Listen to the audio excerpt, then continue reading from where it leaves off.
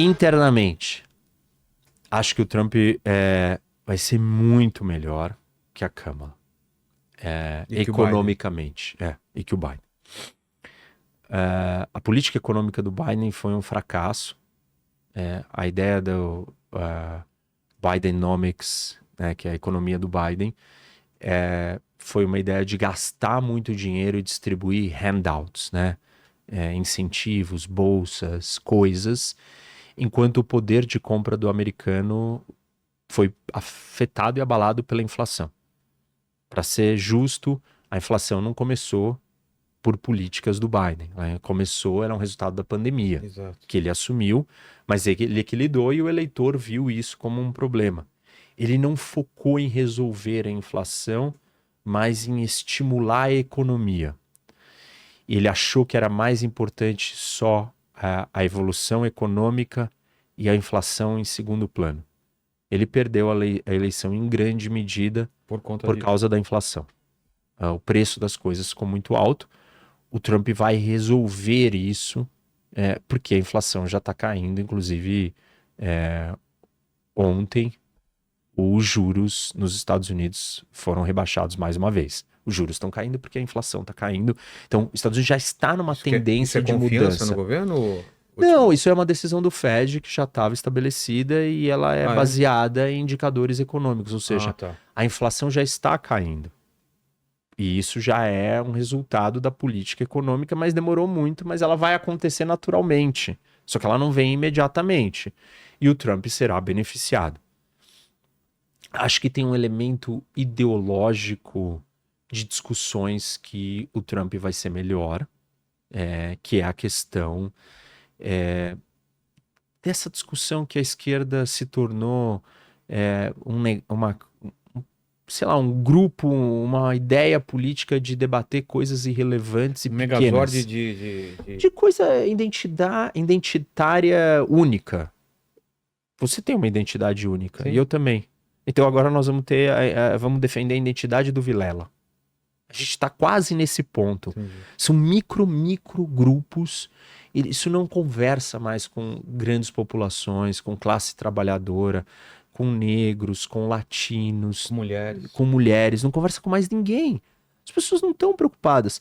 Ninguém está dizendo que essas minorias que a esquerda elegeu para defender, elas não mereçam seus direitos, os seus cuidados. Só estamos dizendo que elas não são a pauta principal de uma nação tão diversa, tão grande, não só nos Estados Unidos, em qualquer país. Isso não pode ser o discurso. Se esse é o discurso, ninguém aguenta mais esse discurso.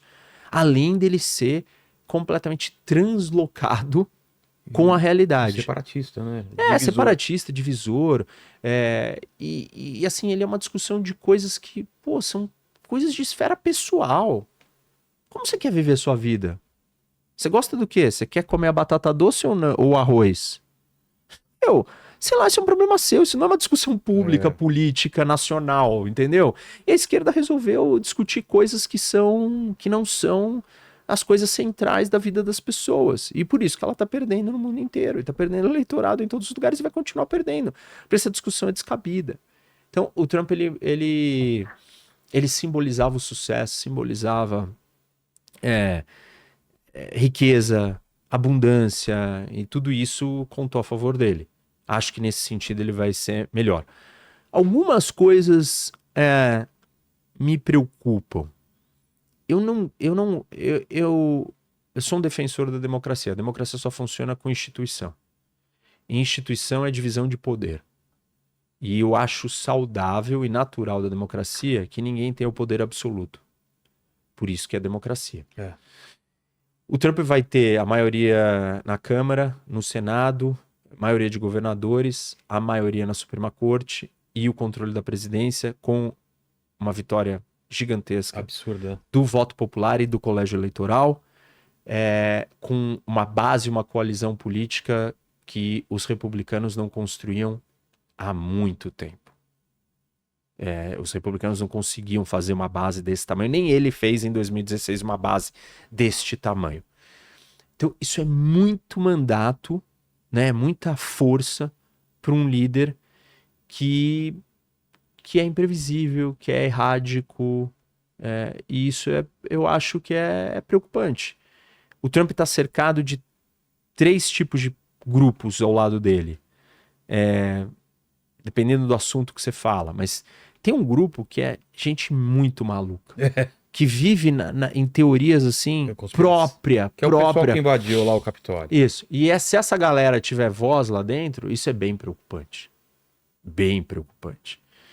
Claro, o nosso estereótipo do defensor incondicional, cego, que ama mais o Trump do que a mulher, acha que tá tudo bem. Qualquer coisa que o Trump fizer tá certa.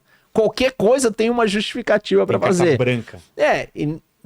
Não é assim que funciona. Se você é um ser pensante, crítico, você entende que tem certas coisas que não são aceitáveis. Tem uma linha de limites que você não pode passar.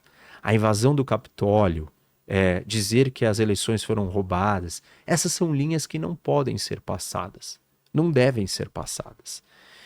Nesse sentido, esse grupo, que tipo de influência ele vai ter dentro do governo? Isso é preocupante. Isso é uma coisa a se prestar atenção. Acho que o melhor seria se ele trouxesse republicanos que estão acostumados com a vida pública e que vão defender as ideias que ele quer, mas sem quebrar, explodir tudo, arrebentar com as instituições, entendeu? Acabar com tudo. E aí tem várias coisas estranhas, assim. O Elon Musk, como empreendedor, ele é um cara fantástico. Ele é um grande ícone da nossa história. O que ele fez, o que ele está fazendo é indescritível.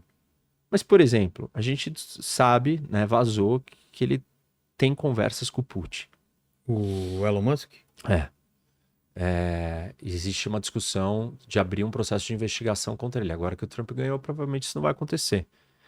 Mas ele mantém contato e tem ligações com o Putin. Ligações telefônicas. Eles conversam por telefone. Ele é um cara que ele fornece uma tecnologia fundamental para a defesa americana e para a NASA. Ele é o cara que vai levar os americanos para a Lua e para Marte. Agora mais do que nunca. Ele é o cara que fornece a internet, os satélites, o lançamento de satélites do planeta para todo mundo, para o governo americano. E assim, ele vai ser um cara que vai ter carta branca dentro da administração do Trump. Eu não acho saudável se ele pode fazer o que ele quiser, ligar pro Putin. Eu acho isso preocupante. Eu acho que, a SpaceX tem que continuar fazendo o que está fazendo, assinar os contratos, levar os americanos, o governo americano, a NASA para a Lua. Tudo bem, até aí tá ótimo. Nem tem outra, ninguém. A Boeing desistiu, tá saindo do segmento espacial. O Jeff Bezos, o projeto dele não dá certo, eles não conseguem os resultados. O Elon Musk está conseguindo resultados, sucesso maravilhoso, incrível, continua fazendo. Agora, ele como um cidadão privado, ele pode falar com o Putin. É esquisito. Mas ele não é um cara só qualquer mais. Ele tem uma posição de destaque, ele tem clearance, ele acessa segredos de Estado americano altamente sigilosos e sei lá o que ele tá falando com o Putin.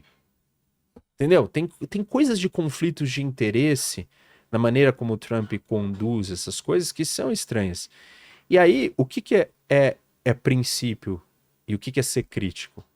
Se você defende um princípio, você acha que isso é estranho para os democratas e para os republicanos. Claro. Eu acho estranho, se você falar para mim, o que você acha se o Biden quiser ter uma reunião com o Ayatollah, o líder supremo do Irã? Absurdo. O que você acha que se o Trump quiser ter uma reunião com o líder supremo do Irã? Absurdo. O que você acha do Biden? Vamos perguntar isso para os nossos adoradores de Trump. Adoradores cegos, né? O que você acha se o Biden tivesse uma reunião com Kim Jong-un, você ia chamar ele de fraco ou de forte? Você ia chamar ele de fraco. Mas e se o Trump tiver uma reunião com Kim Jong-un? Ele é forte ou fraco? Desculpa, você precisa entender o que é princípio. Eu acho que uma reunião com Kim Jong-un é um grande fracasso se o Biden fizer. Eu acho que uma reunião com Kim Jong-un, se o Trump fizer, é um grande fracasso. Por quê? Kim Jong-un, Ayatollah Khamenei, esses caras, não tem diálogo com eles. Eu não estou dizendo que você não tem que ter uma reunião com o Xi Jinping. E nem com o Putin. Com o Putin também acho que tem que ter. Agora, com o Kim Jong-un e com o Ayatollah Khamenei, desculpa, você não tem que se reunir com eles. Nem republicano, nem democrata. Não, você foi lá fazer a paz. Que paz? Qual é a paz que foi feita com a Coreia do Norte? Tipo, a visita do Trump à Coreia do Norte fez a Coreia do Norte abdicar do seu programa nuclear? A visita do Trump à Coreia do Norte fez a Coreia do Norte retirar todas as tropas da fronteira da Coreia do Sul? Fez ela assinar um acordo de paz com a Coreia do Sul? Fez ela restabelecer relações diplomáticas com a Coreia do Sul? Fez ela entregar as armas, parar de afundar navio sul-coreano? Não, que assim, tá faltando, ou falta informação, ou, né, tem alguma coisa errada nesse raciocínio. Então é isso, é simples.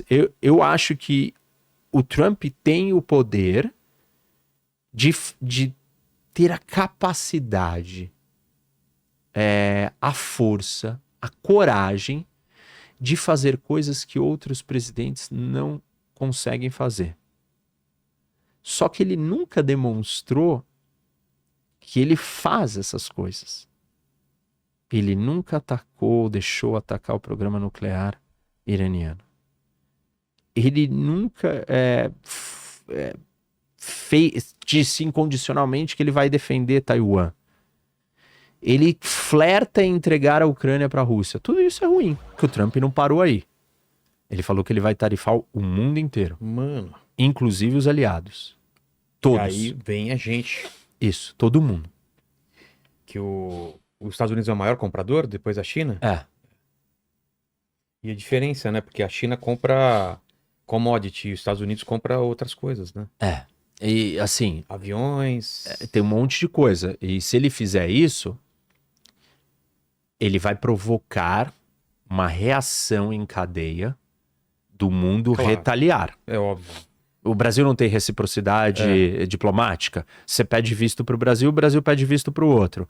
Se você taxar todos os produtos brasileiros, você vai continuar comprando os produtos americanos sem taxar? Não, vai taxar. Não, você vai ter que taxar. E se você taxar, o Brasil vai sofrer mais ainda. E muitos países vão sofrer mais ainda. Primeiro porque não tem certos produtos, não tem certas tecnologias e dependem dessas tecnologias e desses produtos. E aí, qual é o ponto disso do ponto de vista... A gente viu isso funcionando, né? Qual é o problema disso do ponto de vista histórico de guerras? Porque nós estamos, de novo... Nós estamos na premissa da história do Trump trará a paz para o mundo. Que parece que não é tão assim. Não é só porque... E não é só pelo Trump, é só, tipo... Outro dia um cara me mandou uma mensagem no Instagram. Não, porque agora nós vamos ter paz. Eu falei assim, desculpa... Se fosse Kamala amigão também... Provavelmente. Cara, ia manter. A Terceira Guerra Mundial, ela é inevitável. Para, Rock, eu tenho filho pequeno. Ela é a... Você mora no Brasil, fica tranquilo. A gente tá marcando churrasco pro ano que vem, né? No Brasil. Mas Churrasco é no Brasil, não vai chegar aqui. Guerra nuclear chega, os efeitos. Mas quem falou que a Terceira Guerra Mundial precisa ser nuclear? Não necessariamente. Não precisa ser nuclear. A gente pode ter uma terceira... Não, já estamos conversando diferente aí. Existem 3 tipos de Terceira Guerra Mundial. Uma Terceira Guerra Mundial onde não se usa bomba atômica, uma Terceira Guerra Mundial onde nós temos uma guerra nuclear limitada, e uma Terceira Guerra Mundial onde nós temos uma guerra nuclear total.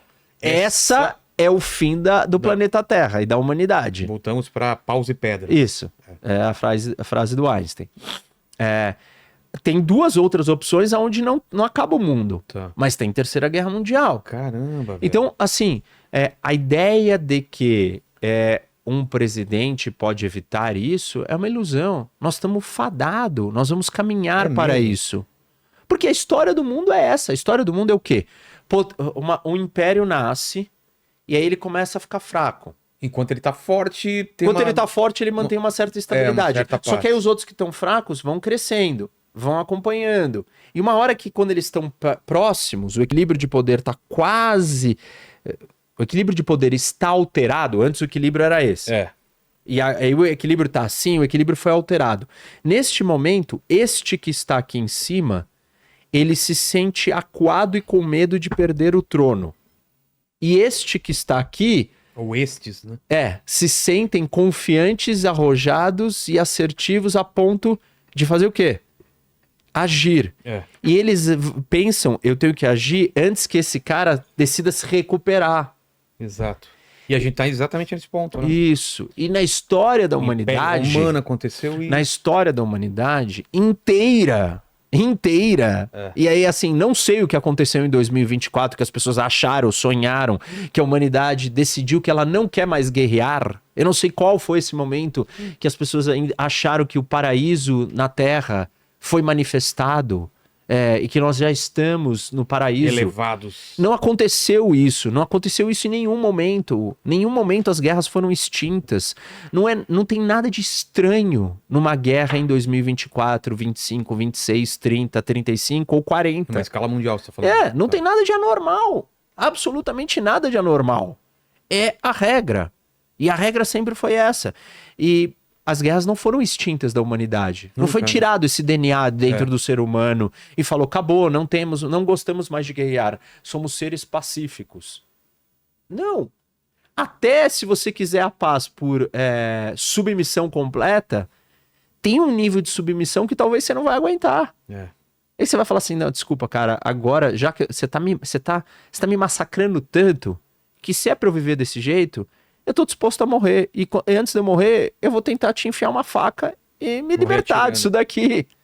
Então, assim, a gente não tem saída deste lugar para onde nós estamos indo. Não é o Trump que vai evitar isso. Isso é um movimento histórico, cultural, civilizacional, sociológico, político, psicológico, humano, instintivo. Ele é inevitável. Nós caminhamos para um grande conflito e caminharemos. Se não for durante os 4 anos do Trump, será em algum outro momento. Então o Trump ele não vai evitar isso.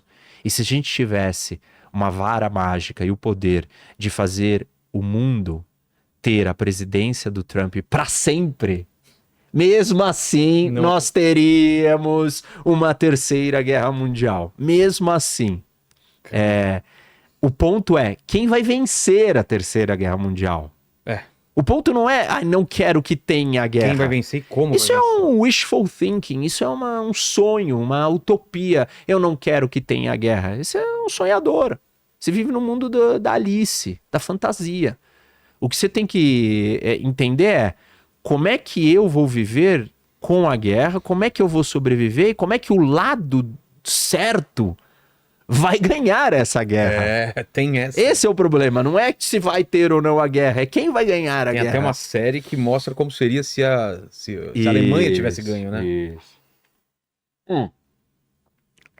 Pois é. Aí, então eu tava... Dito isso, eu tava dizendo que eu tava na China, né? O Trump, ele adotou uma política comercial com a China acertada, no meu ver. Ele não pode replicar isso para o mundo inteiro. Eu acho que isso é errado. Por questões econômicas e para o capitalismo.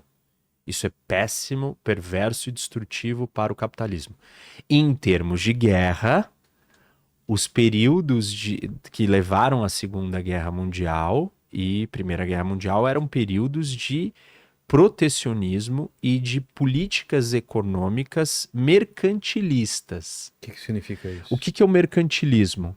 Eu quero vender os meus produtos, mas eu não quero comprar nada de ninguém. Entendeu? Eu sou malandro, eu sou espertinho, eu só quero que todo mundo compre o meu, mas eu não quero perder nada. Eu quero ser o fabricante de tudo e vender tudo para todo mundo e ganhar dinheiro sozinho. Que é um cenário... Mas todos os países se comportavam assim. Então, o mundo a ordem econômica internacional era mercantilista. Nós saímos dessa ordem e tivemos 80 anos de paz porque os Estados Unidos trouxe um desenho, uma arquitetura internacional aonde o livre comércio imperou, onde foi criado o GATT, foi criado o FMI, foi criado o Banco Mundial, o GATT virou Organização Mundial do Comércio, e aí todo mundo abriu as suas fronteiras para o comércio internacional. Isso permitiu trazer prosperidade, riqueza, abundância em níveis jamais vistos para a história da humanidade. Tirar milhões, centenas de milhares, bilhões de pessoas da pobreza. Centenas de milhares de chineses, centenas de milhares de indianos, milhares de brasileiros, milhares de mexicanos, milhares de pessoas na África, milhares de pessoas, bilhões de pessoas no mundo inteiro, graças a este desenho econômico. Se os Estados Unidos, que é o líder, que é a maior economia do mundo, seguir para este caminho, o que ele fará com a economia do mundo? Ele fará com que todo o resto do mundo comece a retaliar. E aí nós entraremos numa ordem econômica internacional mercantilista. Os países tentando ser o máximo autossuficientes possíveis. Isso. E isso é irreal. É real, né? E quando você tenta ser o máximo autossuficiente, você precisa de uma coisa que você não pode comprar do outro, o que isso te incentiva a fazer? A ir lá e tomar à força aquilo que você precisa. O Japão precisava do petróleo na Segunda Guerra e os Estados Unidos impôs um embargo e aí eles foram lá e atacaram Pearl Harbor. Então você vai criar um cenário de conflito. A questão de Taiwan, que eu já expliquei o porquê. Sim, mas aí o que o Trump tem falado sobre isso? Você acha que tem um movimento de urgência em relação a isso? Ou a China está trabalhando nesse projeto que você falou de décadas? Não. A China está trabalhando para fazer isso quanto antes. É mesmo? O Xi Jinping disse publicamente que o exército chinês tem que estar pronto a partir de 2027 para recuperar, essa é a fala dele, recuperar Taiwan à força se necessário. Porque quem foi eleito lá não foi legal para a China. Não. Taiwan. Foi alguém... Mas o governo atual de Taiwan, ele não quer declarar formalmente a independência. Ah, é? Ele só quer manter o status quo. Tá. Ele já foi pró-independência formal, de jure, e não de facto. Também de facto mas ele queria que virasse de jure. Hoje ele não é mais. O partido que está no poder não é mais, não quer. Ele sabe que isso seria uma provocação para a China agir. Porque nos livros da China, Taiwan pertence é uma coisa só. Eles acham que a Taiwan é chinesa. Não está com o controle deles e em breve estará formalmente. Óbvio que Taiwan não quer isso. Então... O Trump não falou nada sobre Taiwan. Falou. Né? Falou? Na campanha. O que ele falou? Teve uma frase, umas 3 semanas, 4 antes da eleição, ele virou e falou assim: Taiwan, os Estados Unidos não têm obrigação de defender Taiwan. O quê?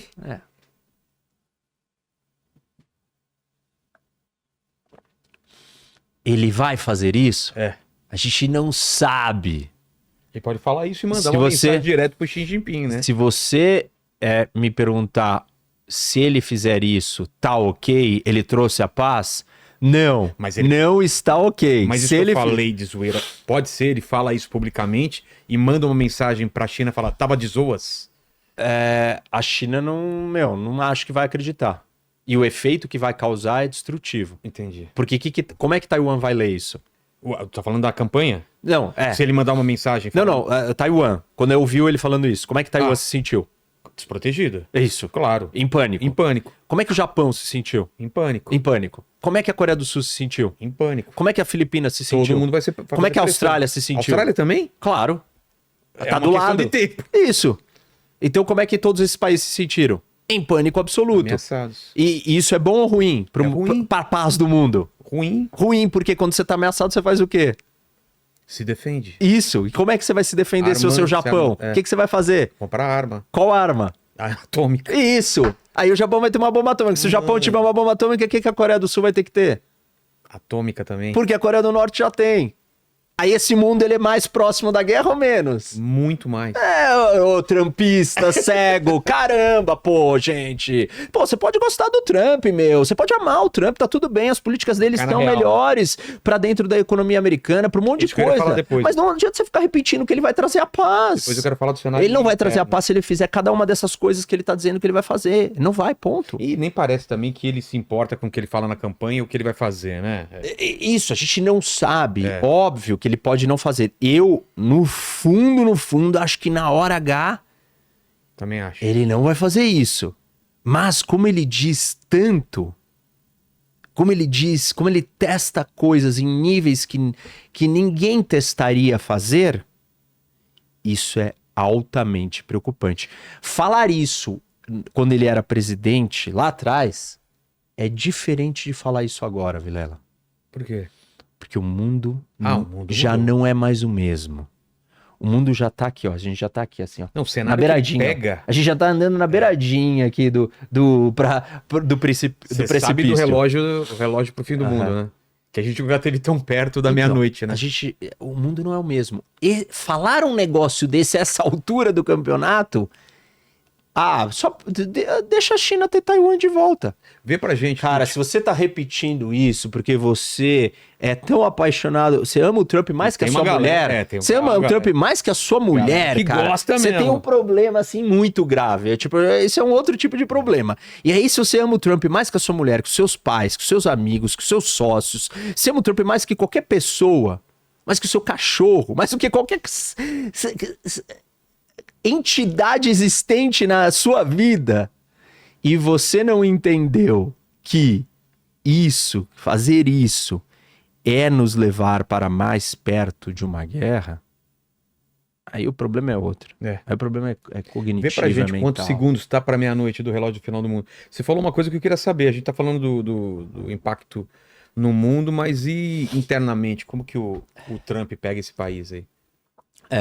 Deixa eu só fazer um resumo geral para não ficar a coisa perdida. A gente falou várias coisas. Eu expliquei várias coisas só para não ficar a explicação descontextualizada, porque senão as pessoas não conseguem, elas não conseguem sair da caixinha que elas estão, reducionistas, sem senso crítico. E você pode gostar do Trump, você pode entender que o Trump é melhor, mas você tem que entender o que ele não pode fazer e o que ele tem que fazer e o que ele pode fazer. Ele pode ser duro com a China economicamente. Ele deve ser duro com a China economicamente. Ele não pode abandonar Taiwan. Não pode. Não pode. Abandonar Taiwan não é simplesmente não ter guerra por Taiwan. A guerra vai ser depois por outra coisa. Porque aí a China vai para Okinawa, vai para o Japão, vai para a Coreia do Norte, vai para a Coreia do Sul, vai para os outros lugares. Então você só deu um sinal verde para a China se preparar mais ainda, com mais segurança, mais certeza que ela pode ter o que ela quer. A China só não vai ter o que ela quer se não for mais o Partido Comunista governando a China. Caso contrário, o caminho é esse e ele é inevitável, esse é o projeto chinês. Vai ter paz no mundo. Vai ter paz como? Tipo assim, como é que é essa paz? Como é que nós vamos ter paz? Não vai ter guerra nos 4 anos enquanto você estiver ali? Cada coisa dessas que você der para esses países, cada território desses que você abdicar de defender e entregar para esses países, você fará eles mais fortes. E quando eles ficarem mais fortes, você acha que eles vão querer o quê? Mais ou menos. Se você pode mais, se você é mais forte, se você é mais rico, você controla mais território, se você está mais seguro, porque você controlou os territórios que te deixam em desvantagem, qual que é o seu próximo passo? Continuar expandindo, você está mais confiante. Total, é isso aí. E se o suposto cara durão, firme, machão, que toma tiro, levanta e serra o punho e fala fight, fight, fight, vai lá e me deu, vai ser uma mamata. Os próximos caras... Não só ele, né? Outros ditadores também... Isso, todo mundo vai olhar e vai falar, lindo. Essa é a paz que os Estados Unidos aderiu. Os Estados Unidos aderiu para o tipo de paz entreguista. Mas a Ucrânia não tem nada a ver com a gente. Oi? Como assim? Que mundo que você não entendeu o que a Ucrânia representa? Que mundo que você não entendeu o que Taiwan é? Não, Taiwan é uma ilha, ela já é da China. Ela já é da China uma ova. Ela nunca foi da China. Ela foi muito mais de um monte de outras coisas do que da China. É só, assiste meu vídeo, Geopolítica de Taiwan, no meu canal, você vai ver 2 horas e meia de aula só sobre a ilha, sobre a história da ilha. Tem uma discussão profunda histórica da onde realmente é Taiwan. E Taiwan é um país, é uma etnia independente, que por um momento ficou dominado pela China. Mas ficou dominado por vários outros países. Ficou dominado pelo Japão. E agora o Japão fala, não, Taiwan é minha. Também não. Tá bom, depois da Segunda Guerra, da Guerra Civil Chinesa, um monte de chinês foi para a ilha. Então, etnicamente, a população de Taiwan é chinesa, etnicamente, mas a identidade nacional deles É muito forte. não é de chinês. Eles não querem ser chineses, eles são etnicamente chineses, mas eles têm uma autonomia, uma independência, uma identidade própria, onde eles se veem como taiwaneses. E aí, o ponto é o seguinte, se você acha que Taiwan não é relevante para os Estados Unidos, você não entendeu o quanto é relevante para a China. E aí você acha que não tem problema, então, a China ter o que ela quer? Bom, beleza. Então você não tá jogando, você não tá no jogo de competição e de rivalidade. Você tá no jogo de submissão. Você tá no jogo de esperar a hora que a China vai bater na minha porta e vai dominar Cuba. Mas aí Cuba é importante para os Estados Unidos? Então... Olha a proximidade, né? Então por que os Estados Unidos não podem ir lá e criar um problema, um empecilho, um obstáculo para que a China continue crescendo e se fortalecendo? O resultado do poder que a China tem hoje não foi construído nos anos do Biden. Foi construído com 40 anos, desde o Nixon, quando o Kissinger foi lá e visitou a China. Dali em diante começou-se uma política de aposta numa China que os resultados hoje são questionáveis. Que tipo de paz isso produziu para o mundo? Que tipo de monstro foi alimentado e criado ali? E é a mesma coisa. Não são 4 anos de entregar a Taiwan que você vai resolver o problema. Ao contrário, você vai dar uma super... você vai dar anabolizante para o monstro. Dar Taiwan para a China fazer a China ganhar um super trunfo que ela não tinha. E aí ela vai falar assim, agora eu tô tranquila. Economicamente também é super importante Taiwan, né? Tudo. Mais do que economicamente, é geopoliticamente. Que é onde a ilha está colocada. Tem um pensador na geopolítica que a gente está devendo, né, de fazer esse... A gente tinha falado disso do Indo-Pacífico. Verdade. Existem 3 pensadores, né, grandes. O Mackinder, que fala que quem conquista uma terra, um pedaço de terra do mundo, domina o mundo. Que é a teoria do Heartland. Tá. Aí tem o Mahan, que é um americano, que fala que quem conquista os mares domina o mundo. E aí tem um terceiro cara, que é um holandês-americano, Speakman, que ele diz e fala assim, não é nem o mar e nem a terra. É o que ele chama de Ringland, que é a costa. Que é o ponto de junção entre a água e a terra. Entre o mar e a terra. E aí ele vira e fala assim, para uma potência se tornar uma potência mundial, ela precisa dominar o seu mar Mediterrâneo.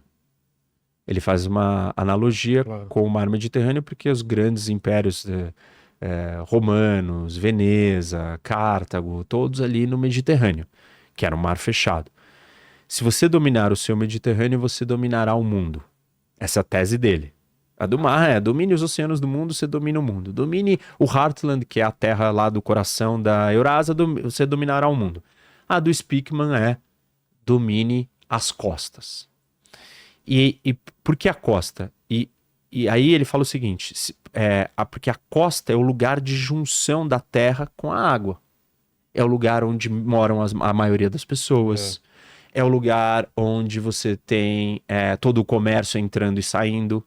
porque o comércio é transportado pelo oceano, porque é a forma mais barata de comercializar, de transporte marítimo.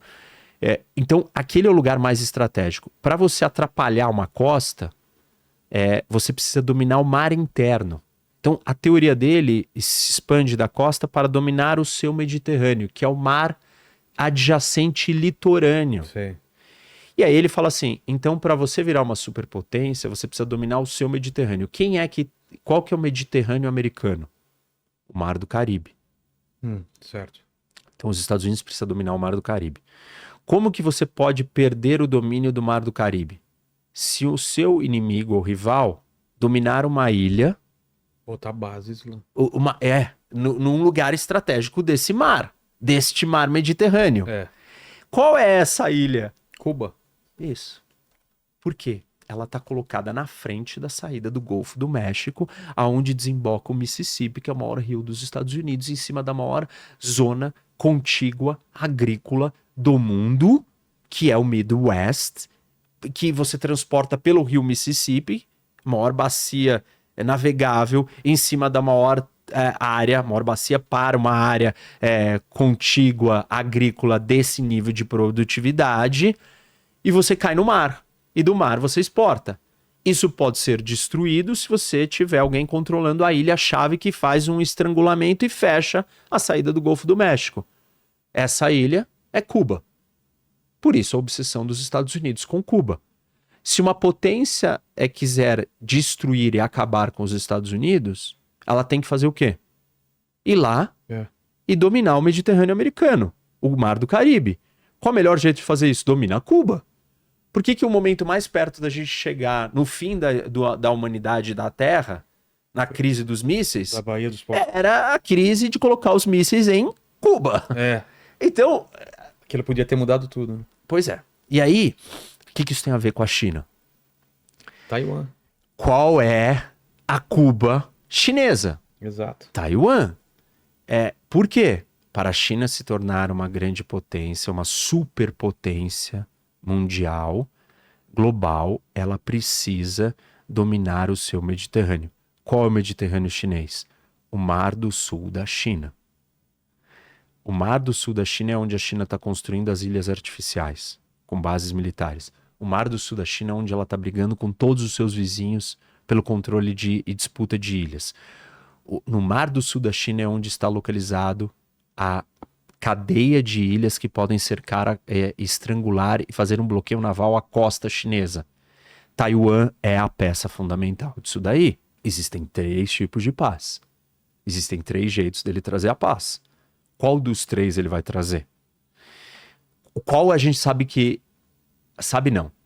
O que ele fala? Porque esse é um dos problemas com o Trump. Tem o que ele fala e o que ele faz. E a gente nunca sabe o que ele tá falando é o que ele vai fazer ou não é. Ele é uma figura errática, imprevisível, esse é o comportamento dele.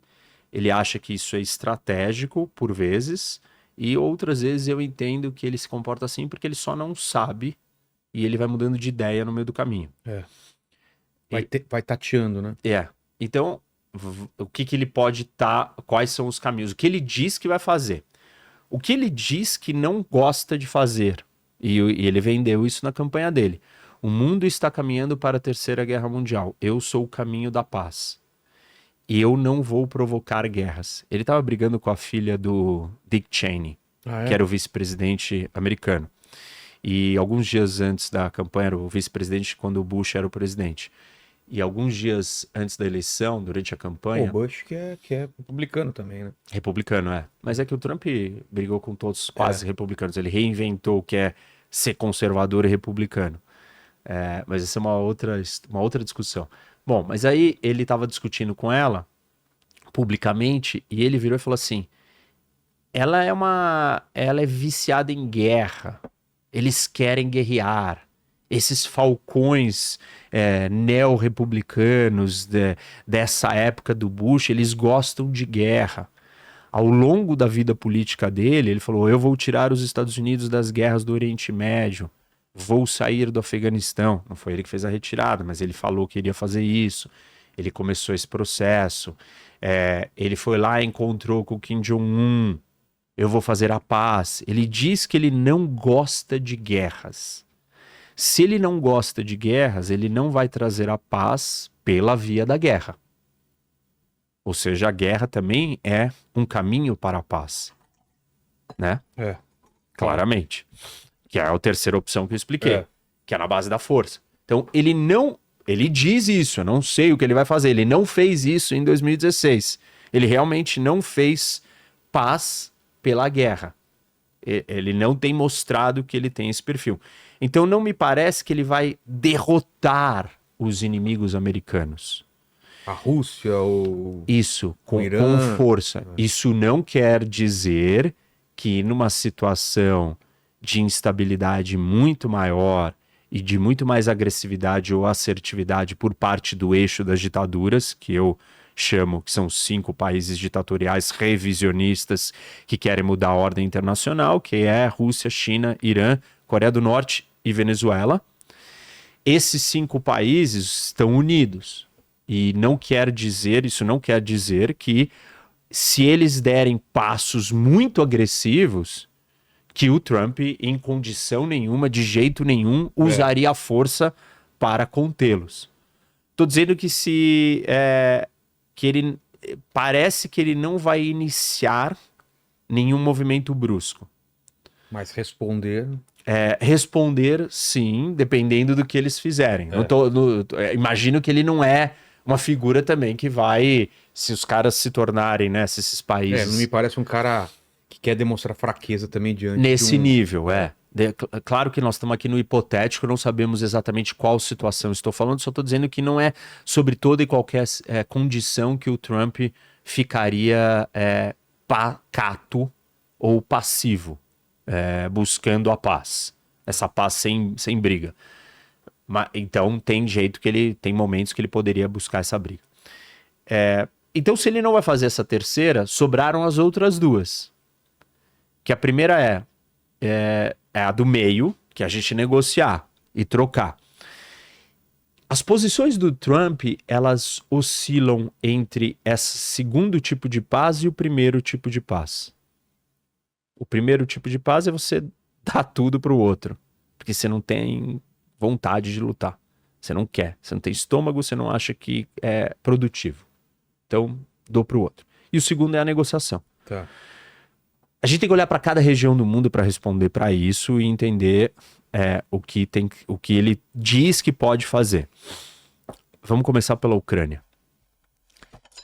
Na Ucrânia, ele diz que ele vai fazer a paz, um acordo de paz, no primeiro dia do mandato dele. Então, ele não vai certamente dar mais soldados, dar armamento, ele não vai lá ajudar a Ucrânia a vencer. Envolver a OTAN nisso. Isso, ele não vai ajudar a Ucrânia a vencer a Rússia. Aí sobrou negociar, botar o Putin, fazer o Putin e o Zelensky negociarem e fazer um acordo. Ou ele simplesmente virar e dar para o Putin o que ele quer, que é a Ucrânia. Ele exigir que a Ucrânia aceite tudo, dá os territórios aí e se rende, acabou. E perdeu a Ucrânia. Eu não acho que ele vai chegar nesse ponto de entregue a Ucrânia inteira pro Putin. Acho que ele vai ficar oscilando entre dar mais do que o Putin quer e menos do que o Zelensky quer. Que seria o quê? O Putin ficar com todos os territórios que hoje ele está conquistando, o Zelensky devolver o território que ele tem da Rússia. Em troca disso, também ele daria, por isso que essa opção tá mais para o primeiro tipo de paz do que para o segundo, porque ele daria também para o Putin o fato da Ucrânia não entrar na OTAN. Essa posição, por que ela é entreguista? Porque você está dando o que o Putin quer. Aí você fala assim, não, mas dar o que o Putin quer, nós vamos trazer a paz. A gente volta para o começo da nossa conversa. Que paz você quer dar? E aí a gente discute as consequências de cada uma dessas paz, que esse é o ponto importante. Tá passando, né? Exato. Por quê? Porque o mundo não acaba no final do mandato do Trump. Exato. O mundo continua no dia seguinte. E, então vamos manter o Trump lá. Não Nem importa. Não pode e não importa. Por que não importa?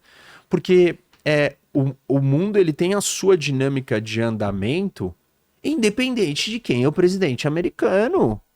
O presidente americano não tem poder absoluto para ditar tudo que vai acontecer no planeta. Ele não tem essa capacidade de controlar todos os eventos do mundo. Então as coisas vão acontecendo no mundo e o tabuleiro vai mudando. O tabuleiro mudou de 2001 para 2010, mudou de 2010 para 2014, 2014 para 22 mudou de novo, e de 22 para 24 e para 25 mudou muito mais. E não mudou só porque tem o presidente americano X ou Y. Mudou porque o Putin tem vida própria. Porque o Xi Jinping tem vida própria. Tem interesses próprios. E isso, porque o Kim Jong-un tem vida própria. Porque os ayatollahs no Irã têm vida própria. Eles fazem o que eles querem também. Eles não deixam de fazer tudo só porque existe presidente americano. Tem pressão Tem pressão externa, tem pressão interna, tem oportunidade, tem avanço. Por exemplo, o Irã pode a qualquer momento conquistar uma bomba atômica. E quando o Irã conquistar uma bomba atômica, ele vai mudar, ele vai mudar o comportamento dele em relação ao mundo, independente se o presidente americano é o Trump, o Biden, a Kamala ou o Bernie Sanders. Pô, entendeu? O cara vai continuar sendo o Irã, ele vai continuar sendo um ayatollah fanático, suicida, fundamentalista, religioso, em posse de uma bomba atômica. O Kim Jong-un passou por vários presidentes americanos. A família Dinastia 1, que em termos de família e dinastia, e eu tive a oportunidade de mediar, entrevistar e conversar com o Simon Montefiore, que é um historiador britânico que esteve aqui no Brasil, e eu fui o intermediador, o mediador e tal, eu entrevistei ele. E aí eu perguntei, né, e ele falou que de todas as dinastias e famílias da história do mundo, a família... e esse é o livro novo dele que chama O Mundo, a história do mundo contada pela perspectiva das famílias. A dinastia mais poderosa da história da humanidade é a do Kim Jong-un, da família 1. Por quê? É a única dinastia que conseguiu alcançar a arma atômica, a arma mais poderosa do mundo, que é uma bomba atômica. Então, o projeto da dinastia na Coreia, dessa dinastia na Coreia do Norte, ele está em andamento independente das eleições americanas. Nenhum presidente americano, democrata e republicano, conseguiu impedir que o Kim Jong-un tivesse a bomba atômica. Nenhum presidente americano até então, incluindo o Trump, conseguiu evitar com garantia, com total segurança, que o Irã não tivesse, que o Irã tivesse acabado com o seu programa nuclear. Não conseguiu. Por quê? O Trump esteve no poder quando o Irã tinha um programa nuclear. O que o Trump fez? Ele fez alguma coisa em relação ao programa nuclear iraniano? Ele fez uma coisa acertada, porém pequena. Ele saiu do acordo nuclear com o Irã. Ele abandonou o acordo nuclear. E tudo bem, abandonou o acordo nuclear, tá certo, fez bem. O acordo nuclear era ruim, quem fez o acordo foi o Obama. O acordo não resolveria o problema do programa nuclear iraniano. Mas sair do acordo é desfazer uma coisa mal feita. E fazer a coisa bem feita que resolveria o problema em definitivo. Foi feita? Não. O que é a coisa bem feita que resolve o problema em definitivo? Destruir o programa nuclear iraniano. Que Israel tá sempre de olho, né? Sempre de olho e nunca fez. Por que não fez? Porque Bush não deixou. Porque Obama não deixou. Porque Trump não deixou. Porque Biden não deixou. E aí a gente volta de novo para a mesma pergunta.